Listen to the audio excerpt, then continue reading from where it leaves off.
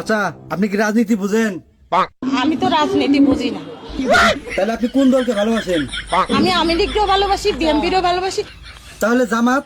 জামাত কি? তার মানে কি আপনি জামাতকে চিনেন না? শুনছি আর কি, দেখি নাই। জামাত মনে হয় মুসলিমদের একটা ওর তো ভালো, হ্যাঁ হ্যাঁ, ভালো তো। আচ্ছা, যদি জামাত ইসলাম ক্ষমতায় আসে তাহলে আপনার কেমন লাগবে বলেন তো?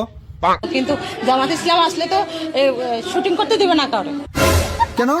শুটিং না করলে কি হবে? কিন্তু আমার যে টাকাগুলো আটকে আছে, ও, টাকা আটকে আছে, তাহলে ওই টাকাটা তুলতে গেলে আপনাকে কি করতে হবে?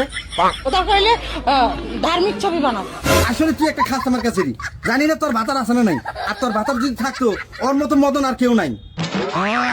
আর তুই যদি আমার বেলায় পড়তি আর আমি যদি তোর ভাতার হইতাম, তাহলে তোরে দিয়ে দিনে রাতে শুটিং করাইতাম। আর তোরে দিয়ে শুটিং করাইতে করাইতে কারা দিমা নাল দিমা বের করতাম। শালা খাস আমার কাছে।